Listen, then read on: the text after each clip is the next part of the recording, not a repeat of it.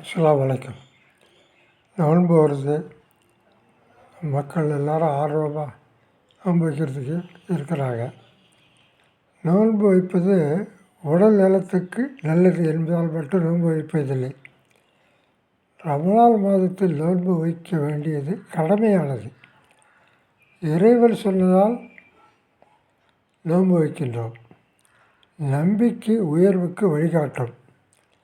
இறைவன், மதம் மற்றும் மார்க்கம் இவைகள் அனைத்தும் ஒரு நம்பிக்கையின் அடிப்படையில் ஆணிவேர். நம்பிக்கை இல்லையெனில் அதனை தொடர்ந்து செயல்படுவது போலியாகிவிடும். ஆனால் இறைவன் தேவை என்ற நம்பிக்கை மட்டும் அவசியம் தேவைப்படுகிறது. இறைவன் அவசியம் என்று நம்பினால் இறைவன் உள்ளதையும் நம்ப வேண்டும்.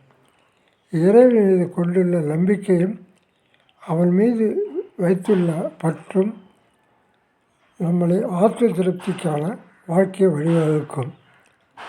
மனித சட்டத்தின் மீது மனிதருக்கு மரியாதையை பயமும் இல்லை.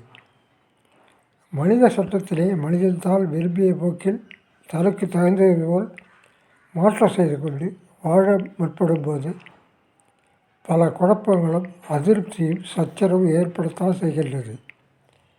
மனிதன் கொண்டு வரும் சட்டங்கள் இறை நம்பிக்கையுடன் அதன் அடிப்படையில் இருக்க வேண்டும். எந்த ஒரு மார்க்கமும் தவறு செய்ய தூண்டுவதில்லை. இறைவன் மீது முழு பக்தி கொண்டு அன்பு அறவழி வாழ்பவருக்கு எல்லா நாளும் நன்மை தரும். நிலையற்ற பொருள்களின் மீது பற்று வைக்கக்கூடாது. நீக்கமர நிறைந்துள்ள இறைவன் மீது தான் பற்று வைக்க வேண்டும். நோன்பை கடமையாக்கினாய். நோன்பை நாங்கள் நேசிக்கின்றோம். நோன்பு நோற்றதால் நன்மைகள் கூடும் என்கிறாய். நோன்பு வைத்தால் பாவங்கள் குறையும் என்கிறாய். மற்ற பலன்களை எதிர்பார்க்கவில்லை. நோன்பு நோற்றதால் நிறைவு கொள்கிறேன். மற்றதை உள்ளிடம் விட்டுவிட்டேன்.